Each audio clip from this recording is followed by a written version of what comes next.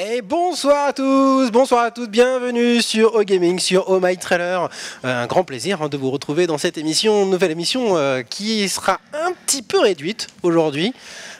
Puisqu'on a une émission de 1 heure, évidemment, puisqu'on va laisser place tout à l'heure à Soponsoco sur le plateau, mais sachez qu'à 21 h, il y a une spéciale Games of Glory, donc nos programmes sont un peu modifiés. Est-ce que je suis beau? T'es magnifique, c'est ce que j'allais dire. Dommage que les gens puissent pas profiter de ça pendant 2 heures, j'avoue, c'est vraiment dommage. Voilà, donc pour ceux qui n'auront pas deviné le thème de l'émission, bonsoir à toutes, bonsoir à tous, elle est bien sûr consacrée à The Beacher, puisque The Beach en chef... Parce qu'il faut savoir que Shoham s'est beaucoup fait complimenter et voilà, par tout le staff d'O-Gaming il y a encore 5 minutes de ça. Donc, écoute, t'es superbe. J'ai trouvé qu'il n'y avait pas assez de mise en scène quand on présentait les rétros. Donc cette fois-ci, effectivement, on a du moment qu'on sent pas que les gens sentent pas qu'on est fauché, il n'y a pas de problème. Ça manque on fait les costumes avec les moyens du bord, voilà. Mais quand même, je pense que vous avez bien compris le thème. C'est l'actualité de ces derniers jours et de la semaine dernière est sorti The Witcher 3 et je me suis dit que avoir The Witcher 3 qui sort, ça serait complètement bête de ne pas parler des trailers. Non, ça aurait été super audacieux, quoi, de ne pas aborder du tout la question. De pas aborder. Ah ouais, j'y ai pensé. Qu'est-ce que le fuck? J'y ai pensé. J'y ai pensé, puis je me suis dit, non, on va quand même faire une rétrospective The Witcher, parce qu'on n'en a pas tous les 4 matins qui sort. C'est clair. Et pour ceux qui ne sont pas au courant, il le mérite grave. Ah, il le mérite énormément. En tout cas, il se fait encenser par toute la critique du monde entier. Ça change. Ça change. Le test Gaming devrait arriver en article. Les hommes et tu, il sort pas de la cave tant que c'est pas prêt, ça devrait être bientôt. De toute façon, il n'a pas envie de sortir de la cave, très clairement. Non, on sent qu'il n'a pas envie de partir du tout du jeu. Il n'a pas touché à ces 2 dernières gamelles. Vraiment, apparemment, ça le passionne. Ouais, effectivement. Alors, on n'est pas tout seul, parce qu'il n'y a personne sur le plateau avec nous, mais il y a avec nous un ami qui est de chez lui, qui est sur Skype. On va l'accueillir quand même. Yeah, Yuza, voilà. Quand même, alors je t'entends pas Yuza, mais c'est pas grave, on va juste mettre le son. Voilà, bonsoir, merci. Et je t'ai invité Yuza parce que toi tu es en train de faire un let's play actuellement sur The Witcher 3. Effectivement. Donc tu découvres le jeu, mais tu connais quand même un petit peu la série The Witcher. Exactement. Exactement, donc je me suis dit, tiens, pourquoi pas inviter un ami de chez EG pour parler de The Witcher. Tu peux pas venir sur le plateau, mais tu peux quand même nous inviter chez toi. Donc c'est encore mieux, je trouve. J'arrive, je prends le vélo et je suis là d'ici 4 jours, je pense. On va peut-être faire un peu plus rapide. C'est un peu plus vite, un peu plus rapide. Voilà. Et écoutez, on va peut-être directement aborder le sujet. On va lancer directement la vidéo sur la rétrospective The Witcher avec le premier épisode. Le premier épisode, dont on va voir l'intro. On va parler peut-être le premier jeu de CD Projekt. Ils sont arrivés en fanfare. Hein. Ils sont arrivés en fanfare. D'ailleurs, t'as vu Gérald n'a absolument Geralt, ma chère. C'est les doubleurs français qui me perturbent un petit peu. J'ai toujours dit. Geralt est très très différent de ce que l'on a aujourd'hui. D'ailleurs, je te coupe juste. Si vous pouvez faire le jeu en polonais, je vous le recommande. Moi, je suis en train de le faire en polonais, dépaysement garanti. Hein. Ah ouais. Vraiment. Pardon, excuse-moi de t'avoir coupé. Il n'y a aucun souci. Il est très très différent. Il est complètement imberbe. Ah oui, là il est. Il est totalement imberbe. Je ne sais pas s'il y a une raison particulière, le fait qu'il était totalement imberbe avant. Oula. Il était totalement imberbe avant. Étant donné que c'est tiré d'une série de livres d'Heroic Fantasy très populaire en Pologne, tout à fait. C'est peut-être que cet épisode était consacré à une période où il était plus jeune. Je sais pas, je connais pas, je n'ai pas lu, donc. Et je vais pas insulter l'auteur en fait en écorchant son nom. Oui, non, on va éviter ça. Par contre, mais c'est sûrement lié à ça en fait. Dans ce cas-là, ami. Comment dire, Wikipédia est ton ami, si jamais. Wikipédia est ton ami. On va juste regarder si on peut avoir parce qu'on n'a pas le chat du tout sur le truc. Non, on est un peu en aveugle. On est totalement en aveugle, donc essaye. Yuza, parle-nous un petit peu de toi, de ton aventure sur The Witcher le premier. Alors, mon aventure sur The Witcher 1, le premier, ça remonte quand même en 2007, à sa sortie, donc ça remonte quand même à 8 ans. Ça fait beaucoup. Tout à fait. Je pense pas qu'avant je pouvais avoir la maturité d'aujourd'hui pour voir les jeux vidéo d'une certaine façon, mais The Witcher 1, il était bien dans l'ensemble. J'étais un gros fan de RPG, il était très bien. Uniquement grâce au scénario, parce que le système de combat, moi personnellement, me pétait les glaouis, mais comme pas possible. Mais je crois que tout le monde a été déçu par le système de combat, c'était unanime. Ah oui, c'était un des trucs, un des points noirs pointés du doigt, vraiment. C'était vraiment les combats qui étaient vraiment relous, et je dirais même s'il doit y avoir un seul point noir dans ce... Non, on n'a pas de connexion. S'il doit y avoir un seul point noir, hein, je dirais dans la série en général, c'est en général... du côté des combats, que c'était un peu casse-pied. Ça allait encore un petit peu dans le 3. C'est pas ce qu'il y a de meilleur en fait dans le jeu. Hein. Les combats sont bien améliorés par rapport au 1 ou au 2. Mais enfin pour moi, c'est vraiment. Il avait terrassé tout le monde par sa beauté graphique. Par contre, c'était un truc. Et son immersion déjà qui apparemment était très. Voilà. Ah, l'immersion, mais même l'immersion vraiment l'immersion du premier, c'était un des points les plus extraordinaires hein, de The Witcher, extrêmement mature.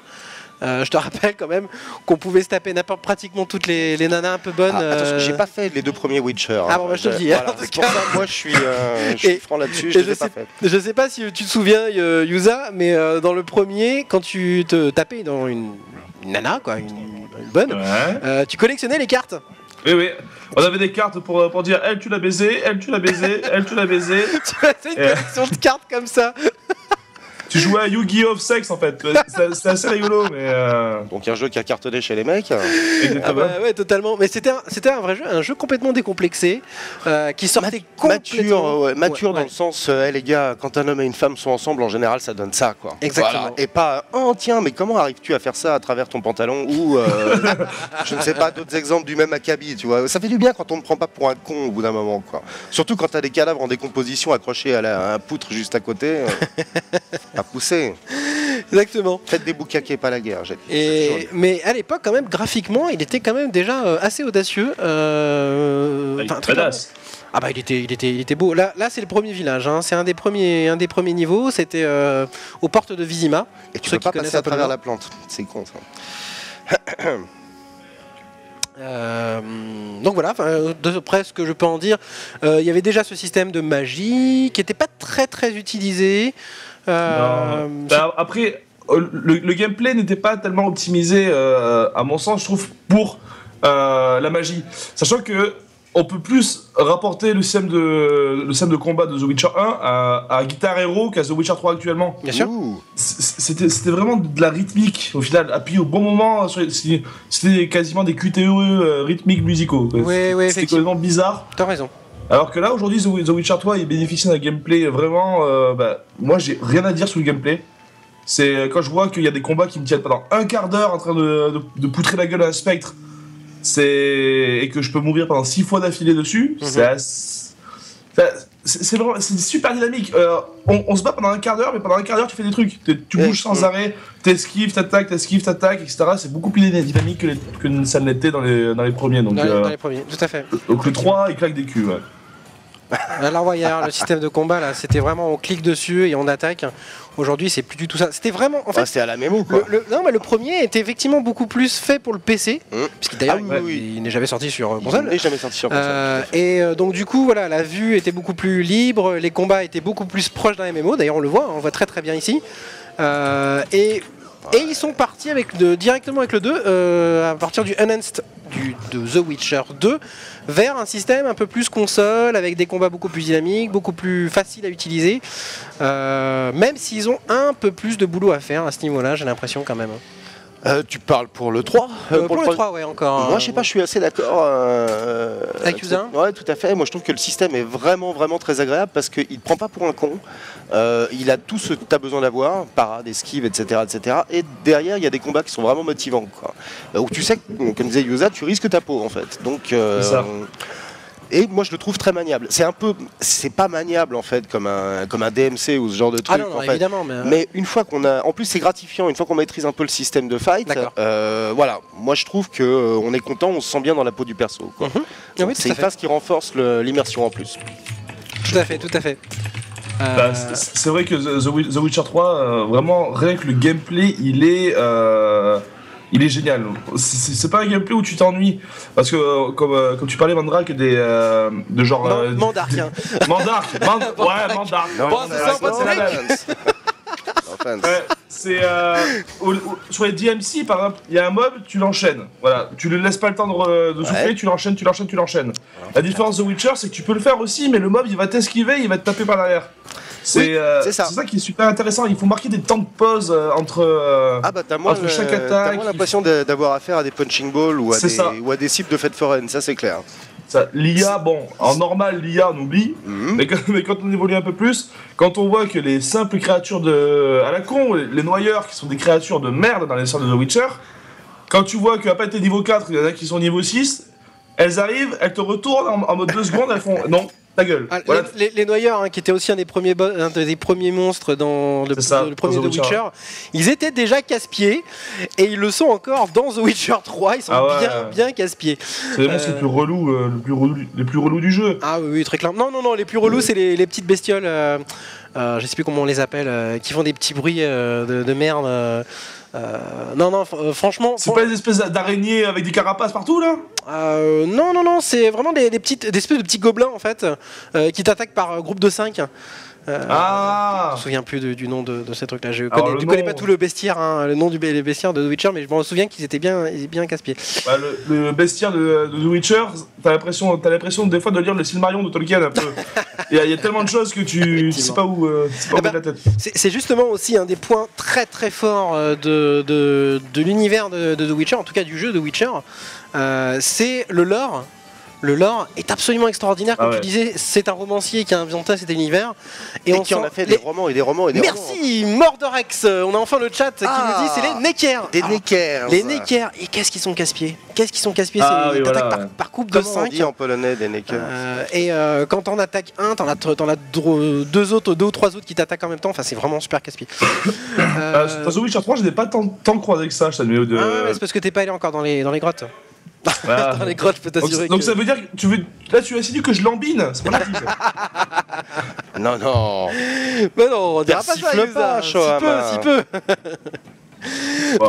Donc bref, ce que j'étais en train de dire, effectivement, que comme la série vient d'un roman, il y a d'ailleurs 7 romans qui sont sortis, ça en fait une richesse absolument extraordinaire que n'a pas forcément les autres jeux qui sont tirés avant tout pour être des jeux avant d'être des romans.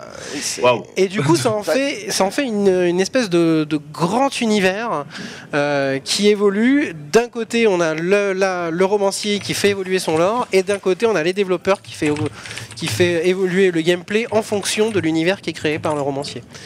Et ça, c'est assez unique. Je trouve. Je crois pas qu'il y ait d'autres jeux qui fassent la même chose. Non, il y a Game of Thrones au niveau de la télé.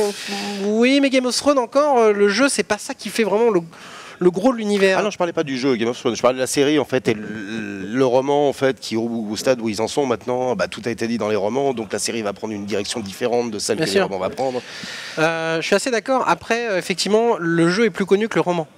Ce qui n'est pas le cas de Game of Thrones. Game of Thrones, maintenant, le roman est vachement plus connu que le jeu de Telltale, par exemple. Pour The Witcher, oui, le jeu est bien plus connu. Je crois que vraiment The Witcher est un cas vraiment unique où le jeu est réellement beaucoup plus connu et beaucoup plus apprécié pratiquement que le roman. Je parle pas en Pologne parce que en Pologne l'univers de The Witcher est... Non mais on connaît très mal en plus la culture. Tout à fait. On connaît très mal la culture de tous ces pays en général. Bien sûr. Et même parfois on est étonné d'apprendre que dans pas mal de pays, Pologne, Roumanie, etc., il y a beaucoup d'équipes de développement. Il y a beaucoup de gars qui font du jeu vidéo. Voilà. C'est des frontières un peu plus ouvertes, c'est intéressant parce que du coup la sensibilité est pas du tout la même. C'est pour ça que je plaisante pas quand j'exhorte les gens à jouer en fait en polonais au jeu, parce qu'il y a vraiment, ça a été extrêmement bien travaillé, les voix, le travail, comme tout le reste. Forcément, ils sont chez eux. Mais sachant en fait que ça vient de ce folklore, en fait, ça ajoute une dimension, je trouve. Voilà. Mordorex dit une chose très très très vraie. En Pologne, le livre est vraiment vraiment adulé, et je dirais même pas que le livre. Le jeu est vraiment accueilli comme un vrai messie en fait. Il faut savoir que le Premier ministre de la Pologne est allé directement chez les développeurs. Le Premier ministre, c'est comme si Manuel Valls allait chez un groupe. C'est comme si Axel Lemaire venait sur Axel Lemaire sur le talk show. C'est quand même fou ça. Aussi, le Premier ministre. c'est une vraie fierté, voilà, c'est une vraie fierté nationale qu'est la série The Witcher en Pologne, puisque le romancier est polonais et le jeu, le studio est polonais également. Oh là là, elle est absolument incroyable cette intro. Alors que nous, Assassin's Creed, c'est français, mais les fonds sont canadiens. Oui, non, Ubisoft, c'est complètement international. On peut même plus dire qu'ils sont français. Rayman était français. Rayman était français, exactement. Rayman est toujours français, monsieur. Ouais, toujours, oui. Montpellierin, pour être exact. Ouais. Michel Ancel, si tu nous écoutes. C'est ça, voilà, dédicace. Big up. Big up. Voilà, petite parenthèse. Là, on avait vu l'intro de The Witcher 2, qui était déjà à l'époque, c'était il y a à peu près 5-6 ans, je m'en souviens plus. Il y a 5 ans, une bonne 5-6 Oui, je confonds tout le temps, parce qu'après, ils l'ont porté sur Xbox 360, voilà, c'était après la sortie PC. Et ils l'ont porté, je crois que ça devait être en 2011. Et ça commençait déjà à être très très beau, je trouve. Au niveau graphique déjà, les personnages avaient déjà des expressions intéressantes. L'histoire était assez... géopolitiquement, l'histoire était très poussée. On rentrait vraiment dans une guerre politique qui a une réelle influence dans l'univers dans lequel on joue. On restait encore malgré tout sur une histoire assez linéaire avec des chapitres et un univers un monde ouvert, un petit monde ouvert par chapitre. Mais c'était pas encore dans le monde ouvert qu'on est sur The Witcher 3. Mais on avait un petit quelque chose avec des quêtes secondaires. Oula, j'ai mes cheveux.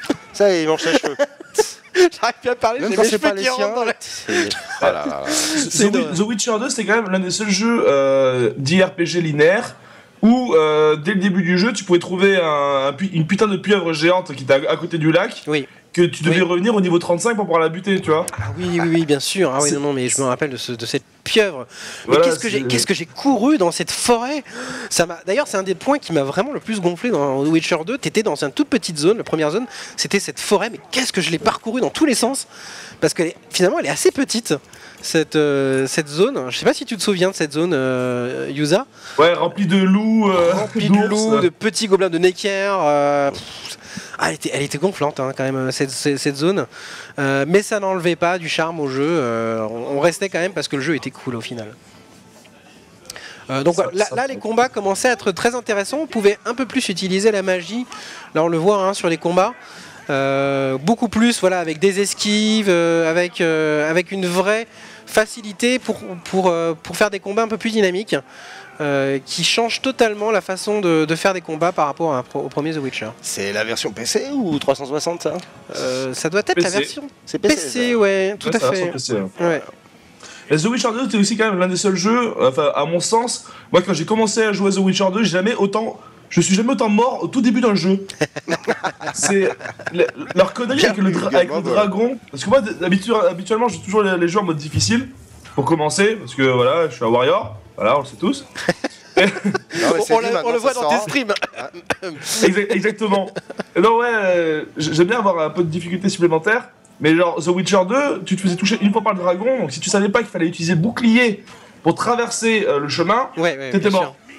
Simplement. Ah bah, le dragon, il t'arrive, il te crame, c'est bisous, au revoir. Ah, bon. Et après, non seulement après le dragon qui t'a déjà enlevé des PV, t'arrives derrière, t'as 5 bandits qui t'attaquent, toi tu connais pas la mécanique du jeu, t'arrives, tu fais what. Et je trouvais ça vraiment bien sur The Witcher 2, c'était que la difficulté, c'est pas pour les lopettes quoi, ils te mettent directement dans le bain. En fait c'est marrant parce que c'est finalement assez similaire dans le principe à un Dark Souls. Au niveau de je te prends pas pour un con, tu vas lutter. Et ça touche pas vraiment, ça séduit pas forcément le même public. C'est assez amusant quoi. C'est pas le même public, c'est sûr que c'est pas le même public, mais c'est vrai qu'il y a des petits côtés sur The Witcher qui seront retrouvés dans Dark Souls, notamment au niveau des faiblesses des mobs. Parce que quand tu vas attaquer un mob, tu sais, toi tu vas en mode YOLO, tu fais allez vas-y, je mets le bouclier, je te mets le feu, etc. Et tu vois que au final, si tu tombes contre le premier spectre, tu vois qu'il perd pas du tout de vie. Alors du coup, t'es un peu bloqué, tu te demandes ce qui se passe. Et donc, une fois que tu meurs une fois, tu regardes, tu fais ah, il faut peut-être que je lise comment battre les spectres. Alors, et après voilà, t'es obligé de lire le glossaire et le bestiaire. Je trouve ça génial. C'est que t'as pas la science infuse quand tu joues à ce jeu. Ouais. Et encore une fois, du coup, ils t'ont pas posé des marionnettes devant sur lesquelles t'as qu'à taper bêtement. C'est ça l'idée. Il faut vraiment bouger dans tous les sens. Ouais, si tu c'est très veux. motivant, hein, vraiment. Alors j'ai un peu plus d'infos, l'artiste du net, merci pour les infos. Effectivement, le jeu est sorti en 2011, le 17 mai 2011. Et il est sorti en 2012, un an après, sur Xbox 360. Et il devait y avoir une version PS3, nous qui a dit-il été aussi. annulée, qui a été annulée. Bah, je pense qu'à mon avis, ils ont voulu vraiment plus se porter Oui. sur le développement de The Witcher 3 pour pouvoir le sortir celui-là sur les plateformes Xbox La réputation One de la PS3 et étant PS4. d'être une bitch à programmer, à mon avis. Exactement, il y a eu un problème, non pas effectivement, il n'y avait pas c'est pas un problème d'accord, tout le monde pensait que c'était un problème d'accord avec The Sony, mais pas du tout, c'était un problème de développlement, ils n'avaient pas le temps de développer sur cette plateforme parce qu'il fallait pratiquement tout refaire. Il fallait faire intégralement. Il fallait refaire une bonne partie du code, puisque autant c'est facile de développer de PC vers Xbox 360 parce que là ça reste, disons, similaire à Windows, Xbox, autant sur PS3 c'était un peu différent. Donc voilà, il n'était pas sorti. Merci à Yomamar, Perruque Simulator, Perruque effectivement. Simulator. Merci, tu aimes beaucoup la perruque. Écoute, j'espère que je ressemble un petit peu à Geralt. Il manquait les... Te moque pas de moi, Non, Marc. non. Faut pas dire ce genre de choses comme ça sans prévenir. Hein, ça me désarçonne, moi. Ça désarçonne. Bon, d'accord, bon, je me tais. Il faudrait que tu me la prêtes pour mes lives sur The Witcher. Neurosis qui me dit que Chouam joue dans les cabarets ce soir. Bah écoutez, vous me retrouvez ce soir dans le cabaret chez Olido. Gérald, c'est chaud. Oh, Zab, t'as Zabou. vu Zab apprécie la perruque, on peut vous le Zab dire. apprécie la perruque, hein, voilà. Il a un sein qui chauffe. Voilà. Il y a Joun qui dit croyait que c'était Daenerys. Oui, ben voilà, je suis Daenerys. J'arrête de regarder Game of Thrones si c'est Daenerys. Hein. Donc on est toujours sur les combats dans The Witcher 2. C'était un des premiers niveaux qu'on voit là. C'était l'attaque du château, puisque le château se faisait dans le premier. C'était un des premiers niveaux où on commençait déjà à se battre. Il se faisait attaquer par un dragon, il me semble. Par un dragon avec une armée par derrière.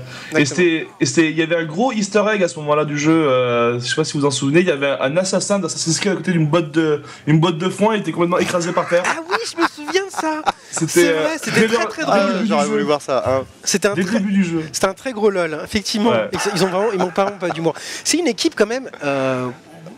C'est des projects, c'est des mecs qui se prennent pas la tête. On l'a bien vu déjà avec Damien. Damien, très cool, qu'on salue parce qu'il doit certainement regarder l'émission en ce moment. C'est une équipe qui se prennent pas la tête, comme il nous disait. Toute bonne idée, même si elle est complètement débile, est bonne à prendre. Si elle peut pas se faire, elle se fait pas. Si elle se fait, c'est pas grave, on l'intègre. Il nous avait raconté l'histoire des cartes. Exactement, des fameux jeux de cartes. C'est lui qui l'avait imaginé, et ça lui avait pris beaucoup de temps, et ils l'ont intégré. Et ça a pris le pas sur tous les autres jeux, mini-jeux qui étaient intégrés. Alors ça, c'est un gros point noir par contre, parce que le poker OD était génial. Oui, mais c'était typique du The Witcher 2, tu vois, pour le coup. Autant je suis assez fan du dernier jeu, mini-jeu qu'ils ont intégré. Le Gwent. Parce qu'il y a un côté, vite, faut que j'aille chercher ma carte, il y a un petit côté Yu-Gi-Oh! qui me déplaît pas, pour le coup. Voilà, allez, voilà, fin de The Witcher 2, et on va passer donc à des choses bien sérieuses, puisqu'on va passer au trailer de The Witcher 3, l'un des derniers trailers qui est sorti. Et qui est quand même badass. Qui est quand même super badass. Alors je sais pas si vous remarquez sur le stream, mais en tout cas, il y a une vraie cape graphique entre le 1 et le 2, et là entre le 2 et le 3. S'il faut un The Witcher 4, mais ça va être quoi? Il faudrait attendre la PlayStation 5 déjà, donc pas trop vite les gars, parce que sinon ça va pas le faire. Non, sur PS4 il est vraiment très très beau. Moi je suis bien bluffé. De toute façon j'ai pas de regret, j'ai pas le PC pour le faire tourner. Donc sur Xbox One est très très joli aussi. C'est vrai qu'on a fait des tests. On a essayé de faire des tests entre le PC, même en ultra, et sur une Xbox One. La différence n'est pas si énorme que ça finalement. Quand tu regardes la vidéo de comparatif, tu la vois la différence, mais vraiment. Faut vraiment mettre deux trucs à côté dans ce cas. Quand tu mets les deux à côté, tu regardes la vidéo, tu vas te faire ah ouais, quand même. Sur PS4, tu sens qu'il y a des trucs un petit peu plus légers, on va dire, la chevelure de Geralt, de Prez, genre les ombres. Voilà. Les ombres aussi. Certaines ombres. Tu sens que la machine atteint un certain nombre de limites, ou en tout cas telle qu'elle est programmée pour l'instant. Voilà, donc forcément ça doit être plus claquant sur le PC. Mais malgré tout, c'est très très beau. Il y a un nombre de détails affolants qui s'affichent tout de même. C'est très chatoyant et il n'y a pas de ralentissement, quoi. Donc ça garde un framerate constant, donc c'est très très très agréable ça aussi. Le jeu il est magnifiquement optimisé aussi, je trouve. Ah oui, il y a une optimisation incroyable. Moi j'ai eu très peu de ralentissement sur ma version PC. Je sais pas si sur version console il y a eu aucun pour l'instant. Aucun, le framerate aucun. bouge, vraiment peut-être une fois, mais alors sur 3 heures, tu vois, une seconde, mais pas plus. Il y a très peu de pertes de framerate. On va dire que c'est justement passé par la machine qui a chauffé un peu et non pas. On sent réellement qu'ils ont pris leur temps pour vraiment débugger le jeu. J'ai vu pratiquement aucun bug. Mais c'est un exemple, messieurs les développeurs. Il faut cesser de sortir les jeux comme ça pour rentrer dans les cases marketing. Bordel. C'est ça, vrai. On peut vraiment tirer le chapeau. Là, on est content quand on voit quelque chose d'aussi abouti, justement. Bah oui, non, mais c'est vrai que quand on voit, on était presque plus habitué à avoir un jeu aussi bien optimisé pour le coup, tu vois. Oui. C'est pas pour encenser à chaque fois CD Projekt. Non, mais il y en a qu'on en parle. Non, mais il y en a d'autres. Il faut citer 3 marques. Alors, CD Projekt, Rockstar, voilà. Square Enix, c'est bon, on est dans les cases. Généralement, ils optimisent bien leurs produits. C'est vrai que même Square Enix, même dans leurs jeux, là, on peut prendre le cas de Sleeping Dogs. J'ai vu très peu de bugs sur Sleeping Dogs. Mais toutes ces boîtes-là ont une obligation en fait d'avoir des jeux, surtout quand c'est eux qui les mettent en avant. Bien sûr. Et ils font bien leur boulot. Bien sûr. Mais voilà, quand on voit même des grosses boîtes comme Ubisoft qui arrivent encore à nous sortir des jeux qui sont, on revient à chaque fois dessus sur le point de problème effectivement, mais voilà, qui sont buggés très clairement, qu'il y a vraiment des problèmes. On est plutôt content finalement quand il y a un jeu qui lui ne l'est pas. Donc non, puis surtout dont on sent, parce que par cette attitude-là, faut pas oublier que les développeurs disent, les gars, la loi du marché c'est bien, mais les joueurs veulent un jeu quoi. Donc ce qu'on va sortir, c'est quand on l'aura décidé, et ça pour le joueur c'est une preuve de confiance. Il se dit si les gars ont attendu, c'est qu'ils nous donnent ce qu'ils ont de mieux. Si il sort, bah oui en novembre parce que c'est Noël bien sûr. Donc le prochain Assassin's Creed, le prochain FIFA, le prochain voilà. Ah bah tiens et merde, il y a un patch de 3 gigas en fait pour faire tourner le jeu. Bon bah écoute. Et c'est vrai que le jeu a été très peu patché. Moi, j'ai pas eu beaucoup de patchs. J'ai eu un gros patch. J'ai eu un gros patch le premier jour, ouais. Moi, j'ai pas eu un très gros. Peut-être, ou alors je l'ai vraiment pas vu parce que je suis en film. Mais alors, il y a eu 3 patchs à ce jour. Il y en a eu un hier, un à la sortie et un entre temps. D'accord. Mais c'est des petits patchs. Voilà, c'était vraiment des petits patchs. Ouais. Mais le premier patch que tout le monde avait, c'était vraiment pour pouvoir jouer en fait. C'est juste le patch d'activation du jeu. Ah bah dis donc. Alors il y a Nasprel qui nous dit, qui se pose la question de savoir pourquoi on dit que c'est optimisé apparemment sur les forums. Ah bon, ça tire sur les forums. Ça semble tirer sur les forums. En même temps, je vais te dire, est-ce qu'il y a un jeu aujourd'hui où il n'y aura pas toujours 2-3 mecs qui vont dire... il n'y aura pas des forums enragés justement. C'est pas vrai. Est-ce qu'il y a vraiment aujourd'hui un jeu qui sort tellement bien optimisé que personne n'aura rien à redire? Moi je sais pas, moi j'ai rien à dire en fait. Il y a toujours au moins 2-3 gars qui disent franchement... GTA 5 sur PC. Lequel? GTA 5 sur PC. Ah ouais, il y a personne qui s'est plaint? Si, il y en a 2-3, mais globalement, il y a toujours du monde qui est... Il y a toujours des gens qui se plaignent parce que ouais, ça tourne pas. 2 DLC sur les 16 sont arrivés hier, nous dit l'artiste. Il y a un problème avec les cartes AMD. Ah, il y a un problème avec les cartes AMD. Il y a toujours des soucis avec les cartes AMD. D'accord. Parce que, tout simplement parce que en général, les développeurs se branchent sur une seule type de carte. En l'occurrence, c'était Nvidia. C'est vrai qu'il peut y avoir encore des soucis avec les AMD. Peut-être, effectivement. Et il y a Neurosis qui nous dit GTA 5 est quand même largement moins optimisé que The Witcher 3. Je suis assez d'accord. Le débat est lancé. Je suis assez d'accord. Oui, The Witcher 3, je le trouve mieux. C'est de toute façon très compliqué d'avoir un jeu entièrement optimisé, surtout quand il sort sur PC, quand vous voyez le nombre de plateformes qui peut exister, le nombre de types de PC, le nombre d'accessoires qu'on peut avoir de différents, je pense que... Mais vu que la loi du marché veut en plus maintenant que les jeux sortent sur tout, y compris les consoles, c'est vrai que généralement il y a un downgrade, là ça fait plaisir d'avoir un jeu qui est justement bien optimisé parce qu'il est dans ses chaussons en fait sur les 2 supports, et ça c'est ça, je trouve ça vraiment nickel quoi, plutôt que d'avoir un jeu en fait qui a été sacrifié au niveau du développement sur le PC parce qu'il fallait que ça tourne sur console qui du coup sur console manque de poils dans le slip, donc voilà, et c'est ça le souci après quoi. Voilà, bon, en tout cas, on est sur The Witcher 3. Qu'est-ce qu'on peut en dire? On en a tellement dit en fait sur ce jeu. On est sur un open world total. Semi-total, parce qu'en fait ça reste encore des zones. Il y a des zones immense, très clairement. Enfin, on est sur de très très grosses zones, mais ces grosses zones font vraiment un il y a tout le temps de des trucs, il y a des trucs partout, il y a des. C'est d'une richesse phénoménale. Il y a bien sûr des distances absolument incroyables entre chaque endroit. Il n'y a pas un moment où on s'ennuie. Non, c'est faut avoir un balai dans le fondement pour s'emmerder devant The Witcher 3. Il n'y a vraiment pas du tout un moment où on s'ennuie. Et puis graphiquement, quand on passe vraiment d'une zone à une autre, on n'a pas de temps de chargement. Ce qui est normal hein, pour un jeu de ce type. Tu voulais dire quelque chose, Mandark? Oui, la question qui tue, Red Dead Redemption est-il supérieur à The Witcher 3? C'est le cheval qui t'a fait penser à ça, à Yamamar 87 ou... Je trouve c'est complètement différent. Ça n'a rien à voir. Cela dit, quand tu fais tourner aujourd'hui Red Dead Redemption, il fait toujours mal à la rétine. Hein. Ouais. Putain la vache. Oui. Et pourtant c'est sur PS3. Oui, uniquement. Ouais. Mais non, il est sur Xbox aussi. Hein. Ouais, sur Xbox et PS3. Mais ça reste sur console. Là, on est sur un jeu qui est sur console et PC. C'est Rockstar aussi qui a fait Red Dead. Rockstar est quand même assez connu pour bien terminer leur jeu. Mais ils sont bien chiadés leur jeu. C'est tellement pas les mêmes budgets, les gars. C'est ce que j'allais dire, ils ont surtout le. Attendez, là il y a 250 personnes qui bossent sur The Witcher 3 depuis 5 ans. Rockstar, c'est presque 1000 personnes qui tournent pendant 6 ans. 7 ans, vous avez dit. 7 ans. Le budget est pas du tout le même. Hein. Enfin, faut rester quand même. Enfin, je sais qu'on a l'impression que c'est les mêmes types de jeux, mais au final, c'est pas du tout les mêmes budgets. Hein. On est très très impressionné. Enfin, moi en tout cas, je suis très impressionné par ce qu'ils sont capables de faire à 250. C'est très peu, hein, 250 hein, pour un développement de ce jeu. C'est vraiment très peu. Et ce jeu, alors là actuellement, je pense que je suis à 30 heures de jeu actuellement. Ouais, 30 heures, ouais. 30 heures, j'ai à peine fait 20%. Là, c'est bien ça, c'est bien. Ça va encore faire des streams, ça va t'en faire encore des streams. C'est ça, et pourtant je l'embine pas dessus quoi. Je suis toujours en mouvement, toujours en train d'essayer d'aller le plus rapidement possible d'un point A à un point B. Mais il y a tellement de trésors à découvrir, tellement d'alchimie. Voilà, parce que pour faire des potions, il faut trouver des ressources. Pour trouver les ressources, il faut essayer de regarder vers où elles poussent, etc. Et tout. C'est super compliqué, et c'est vraiment bien chiadé. Il y a une durée de vie colossale, et chaque quête ne donne pas l'impression que c'est juste pour...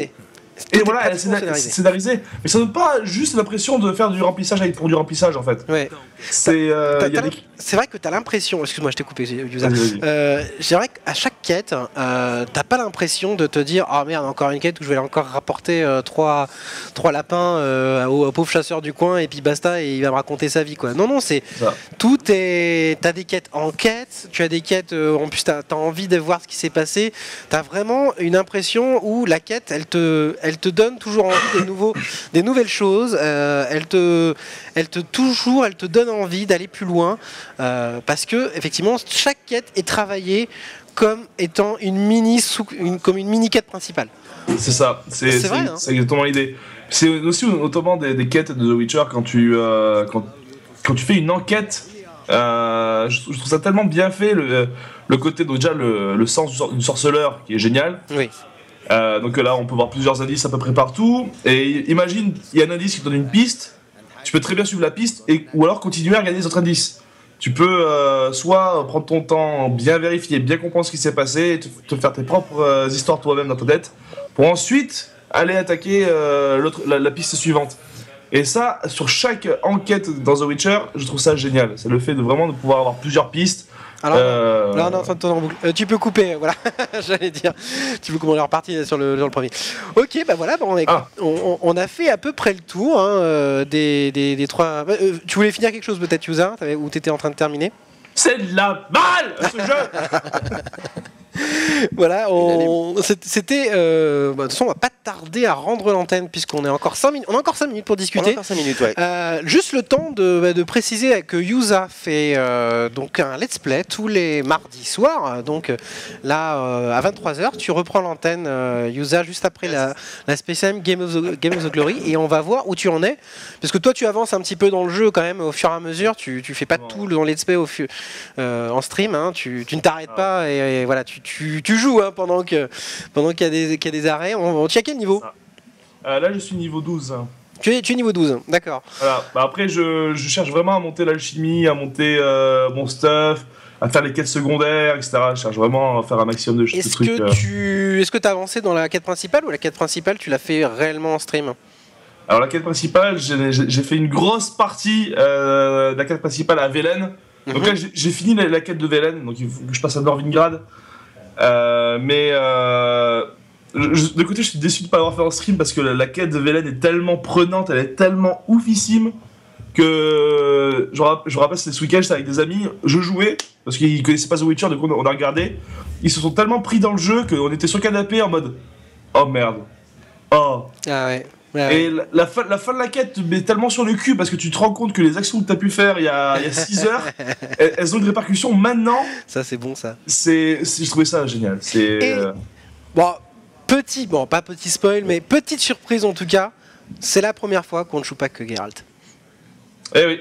Mais je ne dis pas plus. Je ne sais pas si tu vas le mettre pendant ton stream. En tout cas, s'il y a des quêtes qui en parlent. Mais en tout cas, les esquives de l'autre personne, elles sont méga stylées. Non, c'est vrai, on a l'impression de jouer le maître des Crowbangers dans les Chroniques de Riddick. Je trouve ça génial. Ah bah écoute, en tout cas, j'espère que ce petite rétrospective, on n'a vraiment pas tout dit, hein, mais moi je voulais vraiment qu'on fasse un petit point sur The Witcher. Si vous connaissiez pas le 1 et le 2, voilà, vous avez pu le voir, ce qui était le premier 1 et 2. Vous voyez la différence, en tout cas, toute l'évolution qu'il y a pu y avoir depuis le 1 jusqu'au 3 aujourd'hui. Et nous, on ne peut que vous conseiller, comme une bonne partie de la presse écrite, de la presse généraliste, de vous prendre The Witcher 3. Pour moi, à moins qu'il y ait vraiment une grosse surprise, je sais pas, un Batman où il y a encore de gros jeux qui vont sortir, moi, c'est bien parti pour être un bon Game of the Year. Cette année, il y a comme le Batman, il y a le Metal Gear 5. Ouais, effectivement. En tout cas, c'est un très gros challenger.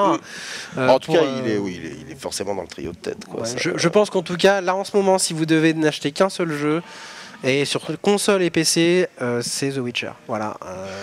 Là, on n'a pas vraiment d'autres conseils à vous donner que ça. Sauf si vous attendez une semaine, parce que la semaine prochaine, il y a Ark Survival Evolved qui sort. Donc là, ce sera très bien ça aussi. Là, peut-être on en parlera effectivement dans une autre émission, mais je l'avais mis s'il y en avait eu 2 heures. Mais en tout cas, je vous en reparlerai. Quoi qu'il arrive. Donc, écoutez, on va rendre l'antenne. Vous allez retrouver notre ami Carnage juste après, qui va faire sur la multigaming, qui va faire un spécial Heroes of the Storm parce que il a envie d'un peu montrer ses skills sur Heroes of the Storm. Et restez voilà pendant les 2 heures. Il va faire ça pendant les 2 heures jusqu'à 21h. Et à 21h, on a notre spécial Game of Glory avec Noah, Zaboutine et Nono qui vont nous présenter ce nouveau MOBA avec la CM, certainement développeurs qui vont nous faire des games, nous présenter le jeu, plutôt découvrir le jeu parce qu'on est là pour faire découvrir des nouveaux jeux sur la multigaming. Donc soyez présents, on a une belle soirée qui s'annonce sur la multigaming et puis bien sûr sur les autres chaînes également si vous aimez League of Legends 100% co qui va venir sur ce plateau. Je vous souhaite à tous une bonne soirée. Nous on se retrouve. Si je peux juste faire une petite annonce avant qu'on rende l'antenne. Fais une annonce, vas-y.